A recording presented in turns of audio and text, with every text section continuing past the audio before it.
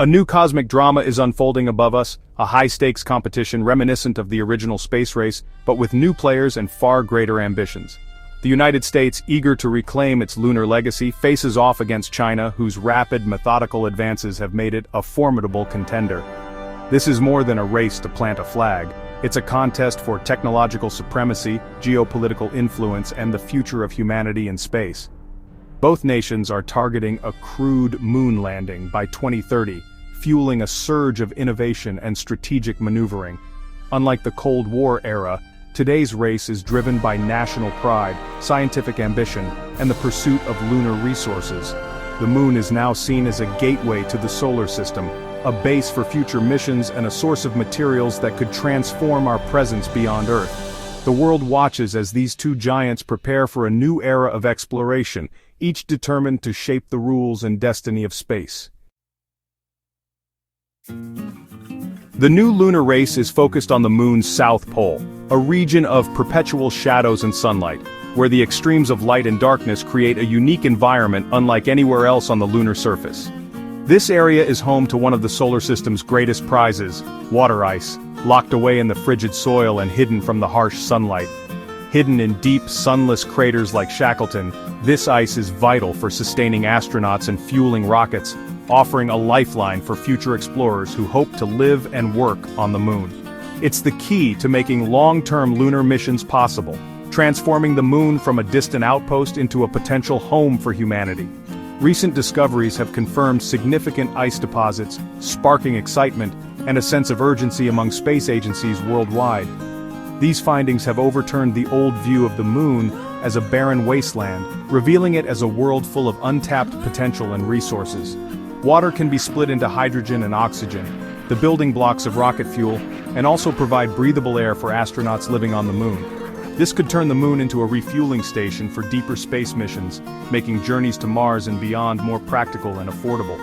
Whoever controls this resource controls the gateway to Mars and the rest of the solar system, shaping the future of space exploration. The race is not just about exploration or prestige, it's a strategic contest for the most valuable real estate off Earth, with enormous implications for science, technology, and geopolitics. Establishing a base here means sustaining crews, building infrastructure, and laying the groundwork for a permanent human presence beyond Earth. It also means setting the terms for future exploration, cooperation, and competition on the moon and beyond. The South Pole's icy craters are now the focus of global ambition, drawing the attention of nations and private companies alike. Both the US and China are determined to stake their claim, each hoping to secure a foothold in this new era of lunar exploration. The outcome of this race will shape humanity's next steps into the cosmos, defining our place in the solar system for generations to come. China's lunar program is a masterclass in patience and precision, building steadily from simple orbiters to complex robotic landings and sample returns. The Chang'e missions have advanced step by step, each one testing new technologies and gathering crucial data for a future human landing. China's state-driven approach avoids the political and funding uncertainties that often slow other nations, giving it a consistent edge. The Long March 10th rocket and Lanyue lander are now in advanced development, designed to carry taikonauts to the lunar surface. China's ambitions go beyond a single landing. It aims to build a permanent science base, the International Lunar Research Station, at the South Pole by 2035, in partnership with countries like Russia and Pakistan. This base would anchor China's presence on the moon, challenging the US-led vision for international space cooperation. With each mission, China moves closer to making its lunar ambitions a reality. China's rise as a space power is marked by bold firsts, including the historic Chang'e 4 landing on the moon's far side in 2019. This feat required a relay satellite and showcased China's expertise in deep space operations. The Chang'e 6 mission followed, returning the first-ever samples from the far side and offering scientists new insights into lunar history. These robotic missions are more than scientific milestones. They're critical rehearsals for human landings, testing landing, mobility, and sample return technologies. China's steady state-backed progress stands in contrast to the more volatile pace of other programs. Consistent funding and clear goals have allowed China to build momentum and expertise. Many experts now see China's timeline for a crewed lunar landing as not just credible but likely. The Dragon's ascent is reshaping the future of lunar exploration. The United States has launched the Artemis program to reclaim its leadership in space and respond to China's rapid advances. Artemis aims for more than a return. It seeks a sustainable, long-term human presence on the moon, using it as a springboard to Mars. The program's philosophy is new. It relies on commercial partnerships and international collaboration, with companies like SpaceX and Blue Origin building key hardware. Artemis will land the first woman and first person of color on the moon, symbolizing a new era of inclusivity. The Gateway, a lunar orbiting space station, will serve as a command post and science hub for future missions. Through the Artemis Accords, the U.S. has built a broad coalition of allied nations, setting principles for peaceful, cooperative exploration. Artemis is not just about returning to the moon, it's about building a permanent global presence in deep space. Artemis began with a triumphant, uncrewed test flight in 2022, marking a bold new chapter in humanity's return to the moon. The mission captured imaginations worldwide, reigniting dreams of lunar exploration and setting the stage for a new era of space competition. But after that initial success, subsequent missions have faced a series of frustrating delays, with launch dates slipping further into the future and teams scrambling to solve unexpected problems. Much of the holdup centers on developing the human landing system with SpaceX, a massive technical challenge that's proven more complex than anticipated. Technical hurdles, shifting requirements, and the intricate dance of public-private partnerships have all contributed, pushing the first crewed landing to at least 2028, years later than originally hoped. These setbacks have given China a valuable window to advance its own lunar program, allowing it to close the gap and even set ambitious new goals. China's approach continues at a steady, predictable pace, with each milestone carefully planned and executed, rarely missing a beat. The US model, by contrast, encourages bold innovation and rapid prototyping, but this comes with the risk of setbacks and delays as new technologies are tested and refined.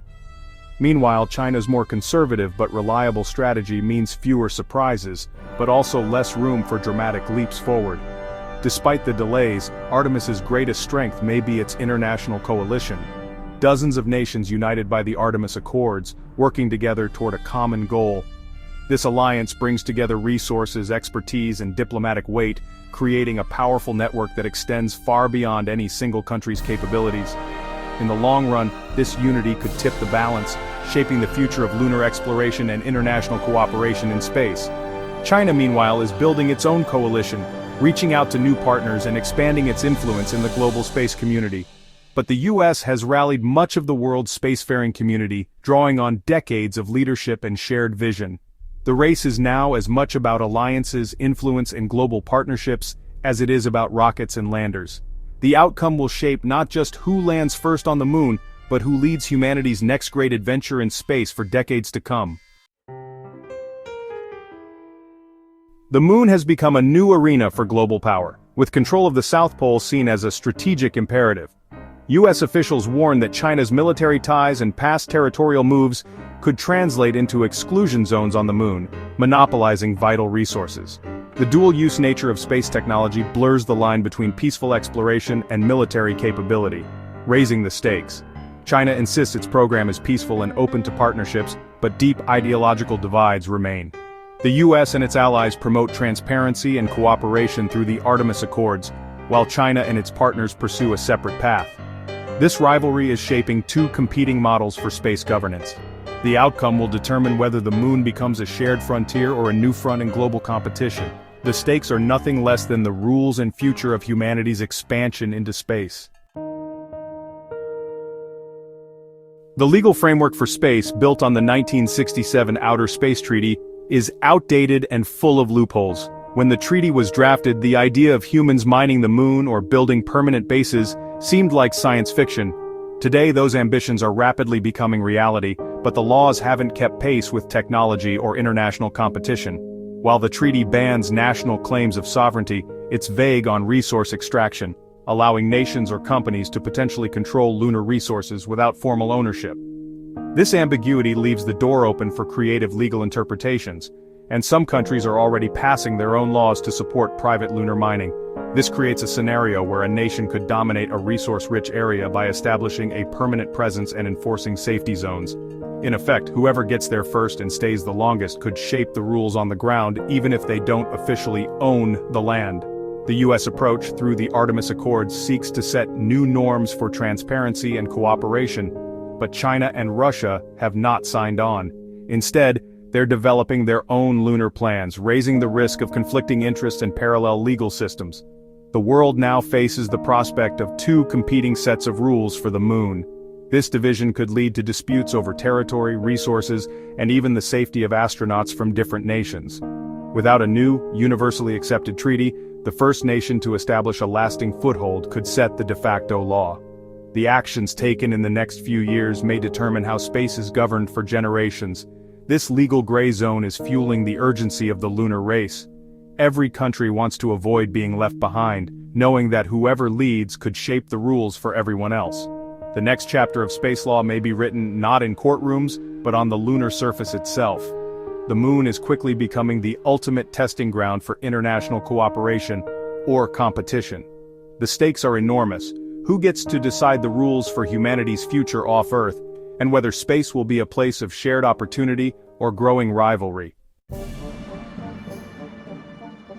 As 2030 approaches, the US and China are locked in a high-stakes race for lunar dominance, each with distinct strengths.